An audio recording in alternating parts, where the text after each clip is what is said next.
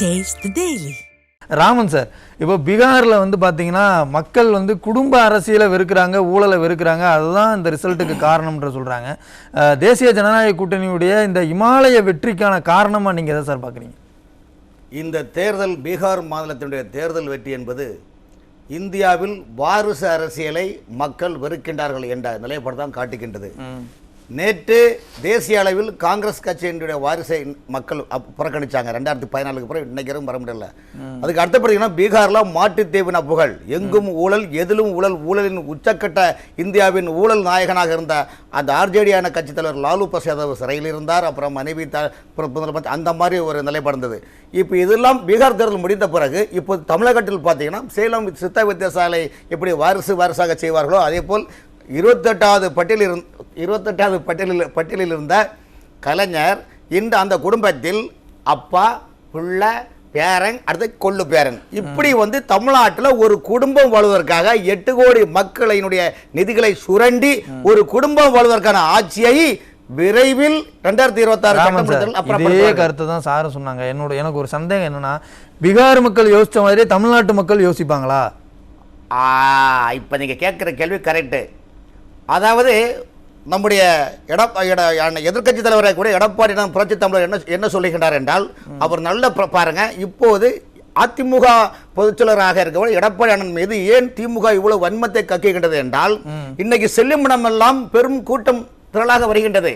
அந்த கூட்டத்தில் எடப்பாடி அண்ணன் என்ன சொல்லுகிறார் என்றால், இந்த ஆட்சி காட்டாட்சி மட்டுமல்ல, தினசரி கொலை, கொள்ளை, வழிப்பறி, பதிலாட்டம், இடுப்பில் வேட்டி இல்லாமல் குடித்து கொண்டு தெருவில் நின்று கிடந்த கோலம், நின்ற கோலம், அமர்ந்த கோலம், சைனகோலத்தில் உள்ள இளைஞர்களாக உருவாக்கிய தமிழகத்தில் இந்த ஆட்சி அப்புறப்படுத்த வேண்டும் என்று சொல்லுகின்ற போது இவர்களால் தாங்க முடியவில்லை. ஆகவே இத்தகைய சூழ்நிலையில் இன்று மக்கள் வந்து மிகப்பெரிய எழுச்சி கண்டுள்ளார்கள். காரணம் என்னவென்றால், இன்று வந்து எம்ஜிஆர் கண்ட கனவு, ஜெயலலிதா அம்மையார் கண்ட கனவு, இந்த கனவோடு தேசிய அளவில் பிரதமர் மோடி அவர்கள் தொலைநோக்கு திட்டத்தில் பல்வேறு திட்டங்களை வகுத்துக் கொண்டிருக்கின்றார். அத்தகைய திட்டத்தை புரட்சி தமிழர் எடப்பாடி அவர்கள் 2026 மிகப்பெரிய சாதனையாக மக்கள் சொல்லும் அளவிற்கு, பேர் சொல்லும் அளவிற்கு, எப்படி 2012 2022 வரைக்கும் திமுக என்ற கட்சியே இல்லாத ஒரு அளவிற்கு ஜெயலலிதா அம்மையார் கொண்டு வந்தாரோ அதே போல் அந்த டெக்னிக்கலாக வரக்கூடிய சட்டமன்ற தேர்தல் தமிழ்நாட்டு மக்கள். சரி, அப்போ இப்போ வந்து புரட்சி தமிழர் அவர்கள் செல்லக்கூடிய இடத்துக்கெல்லாம் இருக்கக்கூடிய அந்த எழுச்சியை இந்த பீகார் தேர்தலுடைய முடிவு வந்து இன்னும் ஊக்கப்படுத்தும் சொல்றீங்க? மிகப்பெரிய மாற்றம் ஏற்படும் பாருங்கள். காரணம் என்னவென்றால், பீகார் மாநிலத்தில் காங்கிரஸ் கட்சிக்காரர் என்ன சொன்னாங்க, பெர்சன்டேஜ் அதிகமாக போலிங்கா இருக்குது, இளைஞர்களும் அதிகமாக வாக்களித்தார்கள், குறிப்பாக பெண்களும் அதிகமாக பெர்சன்டேஜ் வாக்களித்துள்ளார்கள். ஆனால் நாங்கள் இந்த எஸ்ஐஆரை பொறுத்தவரையில் பார்த்தோமே ஆனால் இளம் தலைமுறைகள் பிரதமரை பாஜக கூட்டணியை விரும்பவில்லை என்று காங்கிரஸ்காரங்க ஒரே புரோடா விட்டாங்க. அந்த புரோடாவுக்கு முட்டு கொடுக்கிற அளவிற்கு பீகாரில் தேர்தல் பிரச்சாரம் பண்ண தமிழ்நாட்டு முதலமைச்சர் போறாரு. போகும்போது அங்க மேடல் என்ன சொல்றாரு, ராகுல் காந்தி அவர்களும் என் தம்பி தேஜா அவர்களும் சிறப்பாக பணியாற்றுகிறார்கள், அவர்கள் மோட்டார் சைக்கிள் ஓட்டுகளை கேட்கின்றார்கள். பீகார் என்றால் லல்லு பிரசாத் யாதவ், தமிழ்நாடு என்றால் கலைஞர். ஐயா நல்லா புரிஞ்சுடுங்க, பீகார் என்றால் மாட்டுத்தீவன புகழ் லல்லு பிரசாத் யாதவ். தமிழகத்தில் எப்படி எல்லாம் ஊழல், சர்க்காரியா ஊழல் என்று ஊருக்கு தெரியும். அது மட்டுமல்ல, பேரறிஞர் அண்ணா அவர்கள் ஜனநாயகத்துக்கு வழிகாட்டியாக இருந்தார். ஆனால் திமுக குடும்பம் ஒரு குடும்பம் வாழ்வதற்காக வழிகாட்டியாக இந்த வரையும் செயல்படுகின்றது. இப்போது அவர்கள் நினைத்தது என்னவென்றால், பீகாரில் பொழுது விடிந்ததும் இந்த பாண்டிய நாடே என் பாட்டுக்கடி என்று திருவள்ளுவர் வசனத்தை சொன்னது போல தமிழ்நாட்டில் திமுக உள்ள ஊடகங்கள் என்ன சொல்லி தெரியுமா, தாமரை கருகியது, பீகார் மாதத்தில் அடியோடு போச்சு, என்டிஏ வீழ்ந்தது, ஐஎன்டிஏ வெற்றி பெற்றதுலாம் புரோடா கட்டுக்கதெல்லாம் விட்டாங்க நேற்று நைட்டு வரைக்கும். இன்னைக்கு பார்த்தீங்கன்னா திறந்து பார்த்தேன் பறந்து போச்சு என்ற நிலைப்பாட்டில் இன்னைக்கு என்டிஏ கூட்டணி மிகப்பெரிய வெற்றி வாக்கு சூழலா இவர்களுக்கு சொல்ல முடியவில்லை.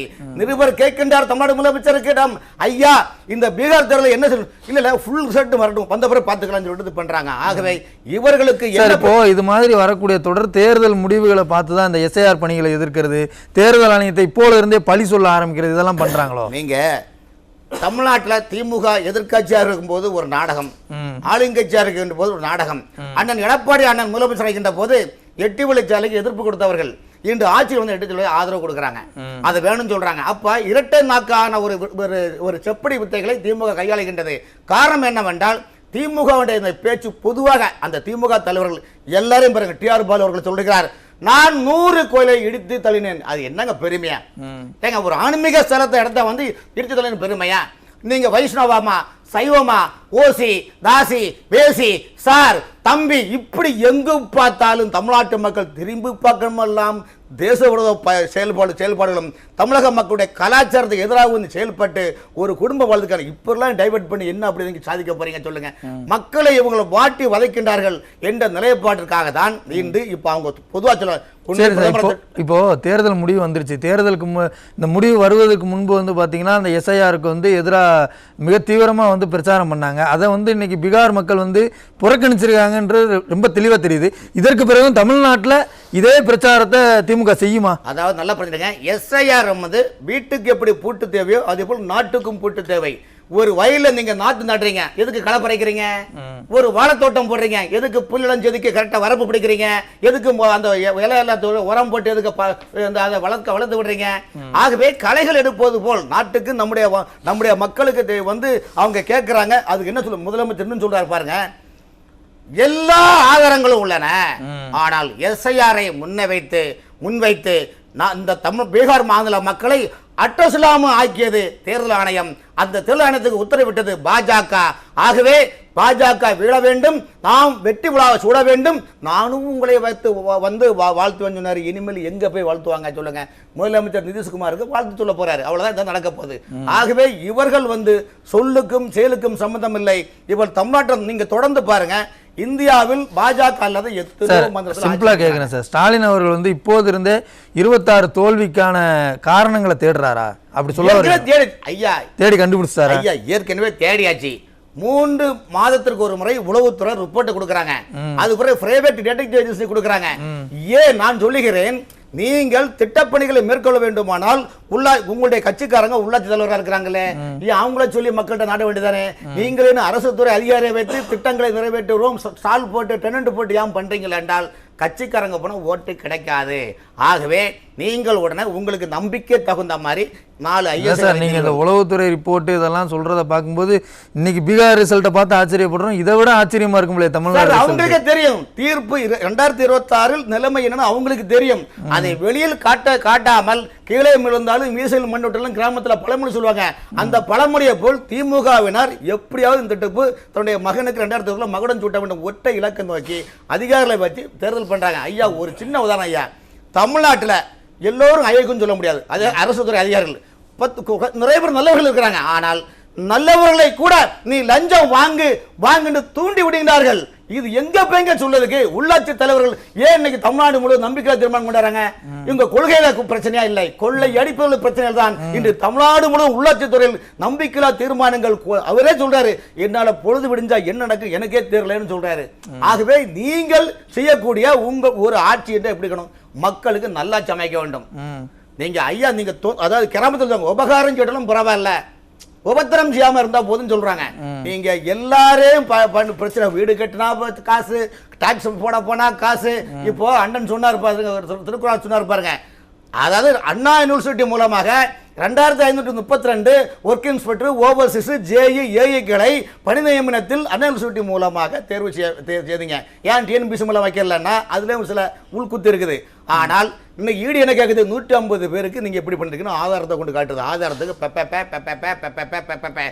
நீங்கள் சொல்லுகின்ற அந்த துறை சார்ந்த அமைச்சர் சட்டநாதர் கோயில போய் ஐயா சாமி என்ன காப்பாத்து, திருப்பதியில போய் 40 லட்சம் சாமி என்ன காப்பாத்து. ஏங்க ஒரு விஷயங்களுங்க, நீங்க கொள்ளையடிக்கிறதுலாம் சாமியை துணைக்கு கூப்பிடுறீங்களே. ராமன் சார் யாரு காப்பாத்துறாங்கன்றதை நம்ம அடுத்தடுத்த சுற்றுல பேசலாம். ராமன் சார், இப்போ பீகார் தேர்தல் வந்து பார்த்தீங்கன்னா தமிழ்நாட்டுக்கு ஒரு முன்னோட்டம், தமிழ்நாட்டு தேர்தலுக்கு அப்படின்ற சொல்றாங்க. ப்ளஸ் வந்து இந்த தேர்தல் முடிவுங்கிறது திமுக கூட்டணிக்குள்ளேயே மிகப்பெரிய அளவு புகைச்சல் ஏற்படுத்துன்றாங்க. உங்களுடைய இறுதி கருத்து? இதற்கு உதாரணம் காங்கிரஸ் கட்சியுடைய மூத்த தலைவர் திருச்சி வேலுச்சாமி அவர்கள் தொடர்ந்து திமுக விமர்சனம் பண்றாரு. அவர் ஒவ்வொரு விமர்சனம் என்ன பண்றீங்கன்னா, எங்க ஆதரவு இல்லாமல் நீங்க ஜெயிக்க முடியாது. காரணம் இன்னொரு சொல்கிறேன், தமிழ்நாட்டில் காங்கிரஸ் கட்சியை வைத்து திமுகவுடைய ஒரு அன்கோ போட்டு 2 தலைவர்கள் மட்டும்தான் பயன் அடைகிறார்கள். மீது எந்த காங்கிரஸ் கட்சிகளும் 5 சிங்கிள் டீக்கு கூட இந்த கட்சியால் அவங்களுக்கு பிரயோஜனம் கிடையாது. நான் வெளிப்படையாக சொல்ல விரும்பல. 2வது சொல்லுங்களேன், இன்னைக்கு தமிழ்நாட்டில் இருக்கிற அமைச்சருடைய மனநிலை என்னவென்றால், எப்படியோ அடுத்த டிப்பு வரப்போகிறது இல்லைன்னு அவங்களுக்கே தெரியும். அதுக்கு சின்ன உதாரணம், உயர்வு கல்வித்துறை, பள்ளி கல்வித்துறை, போக்குவரத்து துறை, உள்ளாட்சித்துறை, ஆவின்துறை, பதிவுத்துறை, வேளாண்மை, உணவுத்துறை, இத்தனை துறையிலும் கடந்த 4.5 ஆண்டு காலமாக மத்திய அரசு என்ன நிதி ஒதுக்கியது, நீங்கள் என்ன செலவினம் செய்தீர்கள், உங்களை இந்த ஒப்பந்த பணிகளை யார் யார் செய்தார்கள் என்று இந்த அரசு விளையாடுக்கே தர முடியுமா? முடியாது. ஏனென்றால் நான் வெளிப்படையாக சொல்ல, காலம் நேரம் வரும்போது இதே நியூஸ் டே தொலைக்காட்சியில் உண்மை வெளியே வரும் காலம் வெகு தூரம் இல்லை. நான் மௌனம் இதை உங்களுக்கு பேக்கேஜ் மாதிரி கொடுக்குறேன். இதை ஏன்னா இந்த துறையில் எந்த அமைச்சர்களுமே சார் சமூக நீதி பேசுறாங்களே அந்த கட்சி திமுக, பல பேர் தியாகிகளா மாற போறாங்கன்ற மாதிரி சொல்றீங்க சார். சார் இவர்கள்லாம் மடியில் கனம் உள்ளது, வழியில் பயம் உள்ளது. நீங்க இதெல்லாம் திசை திருப்பதுக்காக தான் ஒண்ணு பிரதமரை திட்டுவாங்க, இல்ல உள்துறை அமைச்சர் திட்டுவாங்க, இல்ல அண்ணன் எதிர்க்கட்சி தலைவர் எடப்பாடி அண்ணனை திட்டுவாங்க. ஒண்ணுமே இல்லட்டா ஆளுநரை பிடிச்சு எடுத்துட்டு திட்டுறது. இதுதான் இப்ப நடந்துக்குது. வேற ஏதாவது திமுகவுடைய சாதனை எதுவுமே இல்லை. இவர்கள் 38 சார் இன்னைக்கு தமிழ்நாட்டில் இவங்க பண்ணக்கூடிய அட்ராசிட்டியில் பார்த்தீங்கன்னா 38 மாவட்டம் போதா சார், 234 சட்டமன்ற தொகுதியையும் 234 மாவட்ட மக்களும் இவர்களுக்கு பட்டாது. நான் இதையும் வெளிப்படையாக நீங்கள் கண்டிப்பாக இந்த ரகசியங்கள் எல்லாம் நியூஸ் தொலைக்காட்சியில் விரைவில் வெளிச்சம் வரும். அப்போது மக்கள் புரிந்து கொள்வார்கள். நன்றி சார், நன்றி சார்.